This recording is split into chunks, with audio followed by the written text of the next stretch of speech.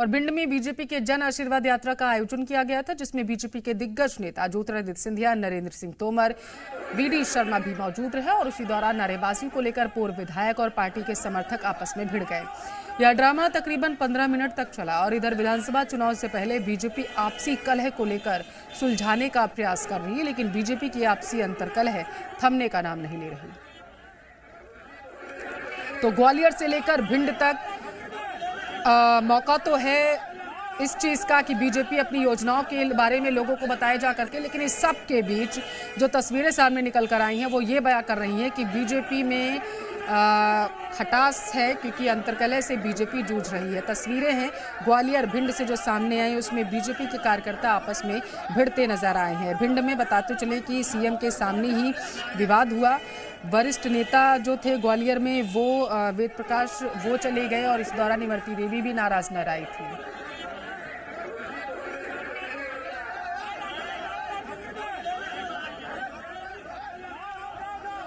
और जी मीडिया संवाददाता ज्यादा जानकारी के साथ भोपाल से लाइव जुड़ चुके हैं प्रमोद शर्मा। प्रमोद, ग्वालियर से लेकर के भिंड तक मौका तो ये है कि बीजेपी जन आशीर्वाद यात्रा के जरिए अपना प्रचार प्रसार करे, जिसका जिम्मा केंद्रीय नेताओं ने उठा रखा है, लेकिन तस्वीरें वैसे निकलकर सामने नहीं आ पा रही हैं। वजह क्या है?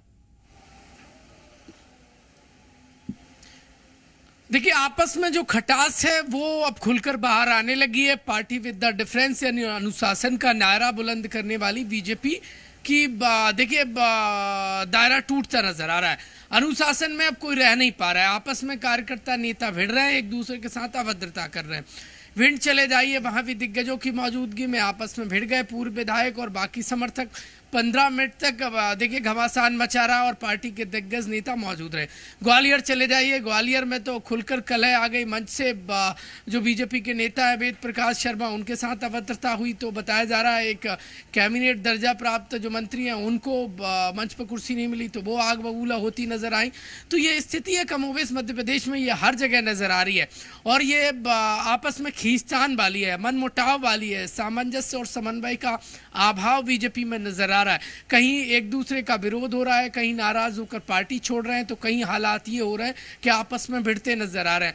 देखिए, बीजेपी जिस रीति नीति के लिए जानी जाती है, कम से कम वो रीति नीति मध्य प्रदेश बीजेपी में कतई वर्तमान में नजर नहीं आ रहा है। लिहाजा जब आपस में लड़ेंगे, भिड़ेंगे और झगड़ेंगे और कलह ऐसी सामने आएगी तो 23 की डगर दूर हो जाएगी, राय पथरीली या कांटों वाली हो जाएगी। तो कुल मिलाकर पार्टी हाईकमान को सोचने पर मजबूर होना पड़ रहा है, क्योंकि बीजेपी में समन्वय का अभाव खुलकर देखिए, चाहे बड़े लेवल पे हो या छोटे लेवल पे कार्यकर्ता लेवल तक हो, वो साफ नजर आ रहा है। आपस में खींचतान और मनमुटाव की भरमार नजर आ रही है।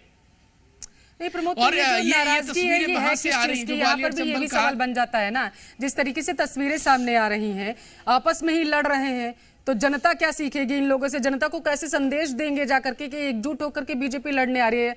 नाराजगी किस चीज की है? कहीं इन लोगों के दिल में ये टीस तो नहीं है कि जिस तरीके से आरोप लगाए जा रहे हैं बीजेपी पर कि जो हेलीकॉप्टर लैंडिंग की है जिन नेताओं ने, उन्हें टिकट दी जा रही है, तो कहीं डर तो नहीं कि टिकट ना मिले इन्हें?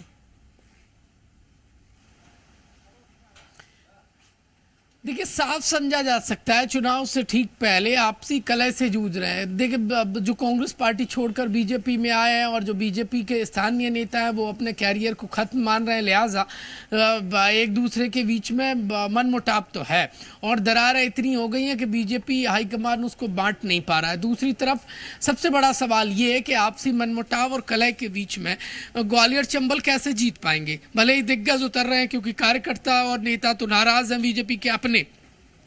ये वही ग्वालियर चंबल है जो 18 में बीजेपी से छिटक गया था और सरकार चली गई थी। ये यहाँ 34 सीटें हैं, हाँ 7 सीटें 18 में जीते थे और इसके बाद जो सियासी उलटफेर हुआ तो 7 फिर बाद में उपचुनाव में आ गए। तो कुल मिलाकर अभी भी देखिए 14 से 15 सीटें हैं बीजेपी की झोली में।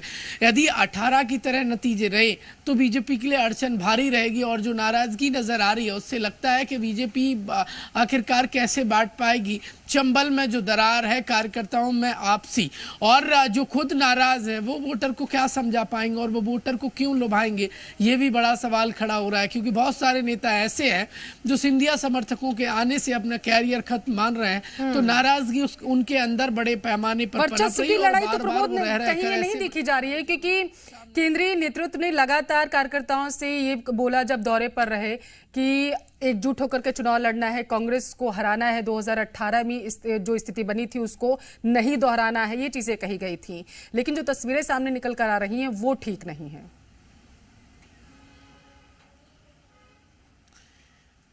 देखिए वही बात कर रहा हूं मैं, या तो आप घुमा के इस तरफ कहिए या उस तरफ कहिए, बात वही है। कैरियर से रिलेटेड ही पूरी कहानी है। वर्चस्व की लड़ाई तो देखिए ऐसे नहीं लड़ेंगे, राजनीतिक ऐसी लड़ाई नहीं होती है वर्चस्व की कि आप मंच पे भिड़ जाएंगे, एक दूसरे को अपमानित कर देंगे। फील्ड में दिखाइए ना, मैदान में।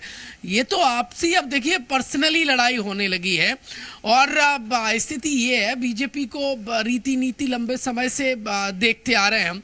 बीजेपी ऐसी नहीं थी कतई, नाराजगी होती थी लेकिन हाईकमान के निर्देश के बाद वो वहीं दबी रहती थी, बाहर खुलकर नहीं आती थी।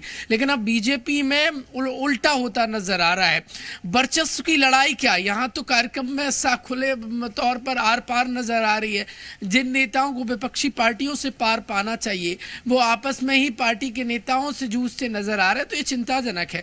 और जो पार्टी में नेता आपस में लड़ रहे हैं वो क्या कांग्रेस से लड़ेंगे, दूसरी पॉलिटिकल पार्टियों से लड़ेंगे। और ये देखकर आखिरकार वोटर समझे तो समझे क्या। देखिए वोटर का जो भाव है, वोटर की जो चिंता है और डेवलपमेंट की जो बात है, मुझे लगता है वो थोड़ी सी दूर हो गई है, क्योंकि आपसी लड़ाई इस वक्त बीजेपी में चरम पर पहुंच गई है। कई कार्यकर्ता नाराज हैं कि उन्हें भाव नहीं मिलता है, पार्टी हाईकमान की तरफ से उन्हें टाइम नहीं दिया जाता है। तो कुल मिलाकर ये जो नाराजगी है ये भारी बीजेपी पर पड़ेगी। और ग्वालियर चंबल की भले ही बीजेपी कितनी भी चिंता करे, और जो रिपोर्ट्स हैं आरएसएस की हो या अन्य जो सर्वे करा है उसमें भी बीजेपी की कोई खास ठीक बेहतर स्थिति नहीं है। एंटी इनकम्बेंसी अभी भी मध्य प्रदेश में बड़े पैमाने पर है। हालांकि सिंधिया के जाने के बाद बीजेपी में ये कहा जा रहा था कि पार्टी ग्वालियर चंबल में मजबूत हुई है, लेकिन दूसरी बात ये साफ हो चली है कि आपसी कलह बीजेपी में भारी बड़े पैमाने पर बढ़ गई है। अब बीजेपी कैसे बांट पाएगी इसको, क्योंकि यदि आपस में ही लड़ेंगे, वर्चस्व के लिए हो या कैरियर के लिए हो या आपसी टसल की बात हो, वो पार्टी के लिए कतई हितकर नहीं है। और मौका पूरा कांग्रेस पार्टी को मिल रहा है। और जनता भी देखिए, कई बार हम आम आदमी के कॉमेंट लेते हैं तो वो साफ तौर पर निकल कर आता है कि जनता नाराजगी साफ नजर आ रही है, क्योंकि नेताओं की आपसी नाराजगी के चलते डेवलपमेंट में भी एक ब्रेकर का ये काम कर रहा है। तो बीजेपी कैसे पार पा पाती है। बार बार आदेश के बाद नेता मान नहीं रहे हैं और आपस में भिड़ते नजर आ रहे हैं। बहुत शुक्रिया आपका प्रमोद, तमाम जानकारी हम तक पहुंचाने के लिए।